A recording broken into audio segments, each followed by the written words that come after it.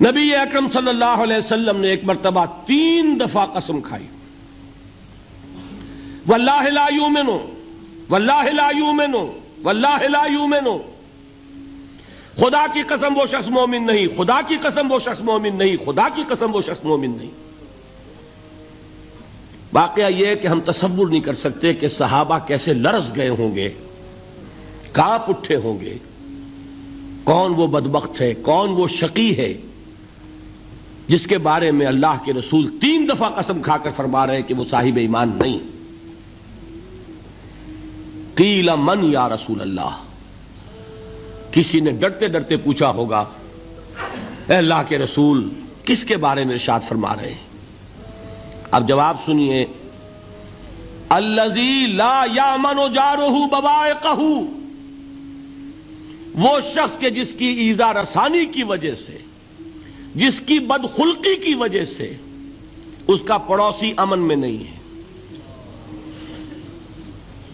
یہ کوئی گناہ کبیرہ ہے؟ آپ کی فہرست میں تو گناہ ہی نہیں، کبیرہ کیا سوال، صغیرہ بھی نہیں۔ زیادہ آپ یہ کہیں گے کہ ذرا بد اخلاقی ہے، کج خلقی ہے، بس اچھا کردار کا معاملہ نہیں ہے، یہ کہیں گے، گناہ کی فہرست میں نہیں آئے گی بات۔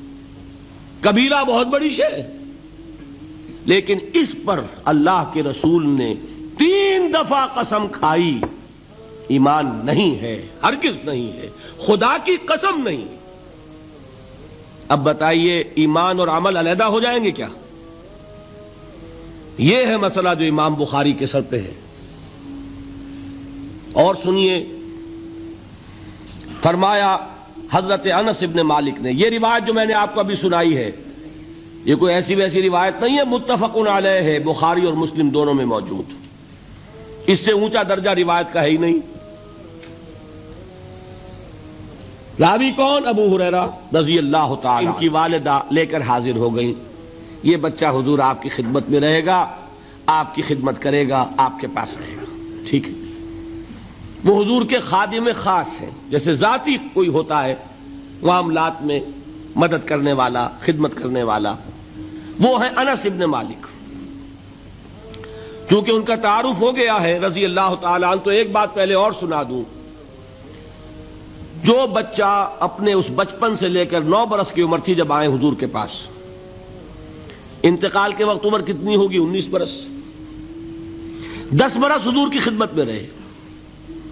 پہلے تو حضور کے اخلاق کی جو گواہی وہ دے رہا ہے وہ اس کی زبان سے سنیے کہ میں 10 برس حضور کی خدمت میں رہا، کسی بات پر ڈانٹنا تو کجا، حضور نے کبھی مجھ سے یہ بھی نہیں فرمایا کہ اے انس تم نے وہ کام کیوں نہیں کیا۔ یہ ہے ایک آقا کی حیثیت سے محمد الرسول اللہ صلی اللہ علیہ وسلم کا اخلاق۔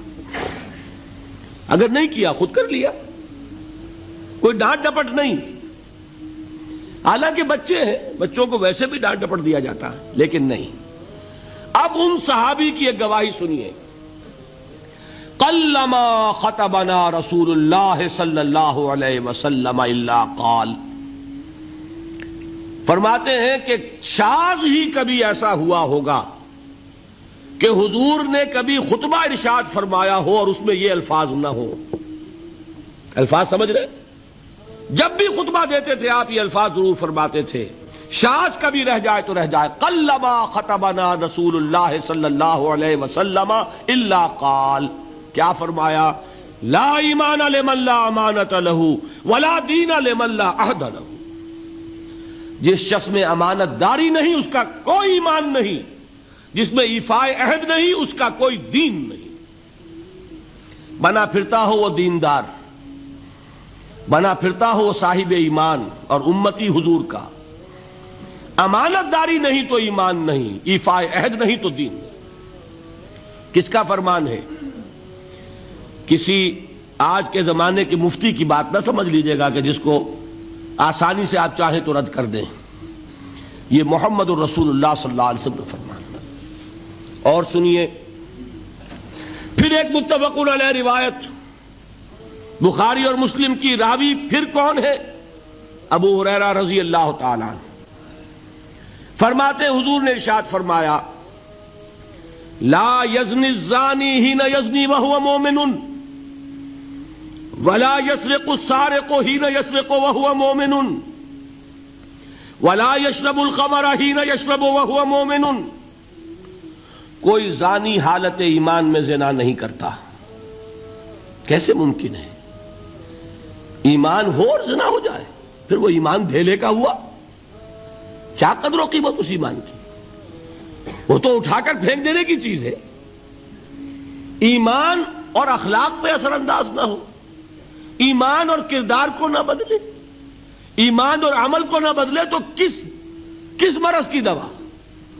پھینکو اٹھا کر. نہیں ممکن کہ ایمان ہو اور زنا ہو، نہیں ممکن کہ ایمان ہو اور چوری ہو. لا یسرق السارق حین یسرق وہو مومن.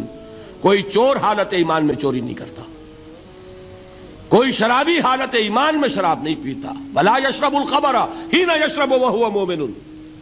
کوئی شراب پینے والا وہ مومن نہیں ہوتا جب وہ شراب پی رہا ہوتا ہے، اس وقت اس کے دل سے ایمان نکل جاتا ہے. اب دیکھیے یہاں کیا میں نے کل بتایا تھا نا، مغالطے کیا ہو گئے؟ مغالطے یہ ہو گئے کہ اس کو سمجھ لیا قانونی بات. یہ قانونی بات نہیں ہے، وہ قانونی ایمان کی بات نہیں ہو رہی، یہ حقیقی ایمان کی بات ہو رہی. قانونی ایمان کی بات ہو تو یہ کافر ہو گیا. پھر کافر نہیں ہے. قانونی ایمان کا دار و مدار قول پر ہے. یہ وہ حقیقی ایمان ہے، قلبی یقین والا ایمان. اس کے بارے میں فرمایا جا رہا ہے وہ دل سے نکل جاتا ہے تو گناہ ہو سکتا ہے. ایک اور حدیث میں حضور نے اس کو اور واضح کر دیا، جب کوئی شخص گناہ کرتا ہے تو ایمان اس کے دل سے نکل کر اور اس کے سر پر منڈلاتا ہے جیسے پرندہ ہو.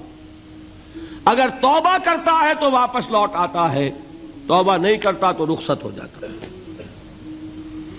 بتائیے کوئی اشتباہ رہ گیا؟ لیکن خدا کے لیے دو انتہاؤں سے اپنے آپ کو بچائیے.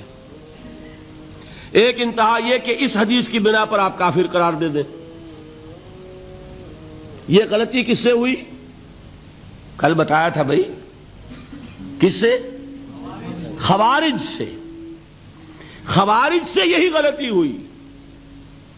وہ فارسی کا ایک مصرع ہے کہ مردی و نامردی قدم فاصلہ دارد. یہ باریک جیسے بال کا سا فرق ہوتا ہے لیکن زمین و آسمان کے نتیجے نکل آتے ہیں.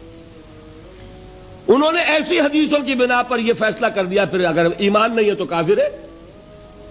کتنا یہ آسانی سے نتیجہ نکل آیا. ایمان نہیں ہے تو کافر ہے. لا ایمان لمن لا امانت لہو.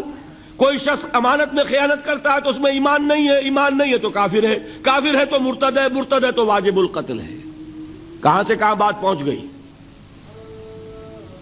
بہت بڑی غلطی، بہت بڑی گمراہی. دوسری طرف ایک ہمارے ہاں اور انداز ہے کہ وہ جنت و دوزخ کے فیصلے اور قیامت کے اور آخرت کے فیصلے بھی قانونی اسلام کی بنیاد پر کرتے ہیں. انہیں یہ سمجھ لینا چاہیے یہ قانونی اسلام دنیا میں مفید ہے، آخرت میں وہ یقین والا ایمان ہوگا تو مفید ہوگا. یہ چیز ذہن سے نکل گئی. اور برا نہ مانیے، یہ اہل سنت کے اکثر عوام کے ذہنوں سے یہ بات نکل گئی. وہ یہ سمجھتے ہیں ہمارے پاس سرٹیفکیٹ ہے، ہم مسلمان ہیں، مسلمان ہیں تو صاحب ایمان ہے، صاحب ایمان ہے تو جنت ہم پر واجب اور دوزخ ہم پر حرام. یہ آپ کے دل میں لکھا ہوا ہے کہ نہیں؟ جب دل میں یہ لکھا ہوا ہوگا تو پھر کرو گناہ. کیوں نہ کرو؟ کیوں حرام خوری نہ کرو؟ کیوں رشوتیں نہ لو؟ کیوں بددیانتی نہ کرو؟ جبکہ دوزخ تو آپ پر حرام ہے ہی ہے، آپ کو کوئی چیز نقصان پہنچا ہی نہیں سکتی. یہ مرجیہ کا عقیدہ تھا اصل میں. یہ دوسری انتہا تھی جو آج اہل سنت کے اکثر لوگوں کے دلوں میں بات بیٹھ گئی، عوام کے اندر، جہلا کے اندر. ان دونوں چیزوں سے بچیے. تیسری ایک غلطی کی اہل تشیع نے. انہوں نے کیا غلطی کی؟ ایمان اور اسلام کے فیصلے دنیا میں کرنے لگ گئے. فلاں مومن تھے، باقی سب مسلم ہی تھے اور باقی سب منافق ہی تھے. یہ فیصلہ کرنے کا کسی کو اختیار نہیں. دنیا میں فیصلہ صرف یہ ہوگا کہ کافر تھا یا مسلمان، چھٹی۔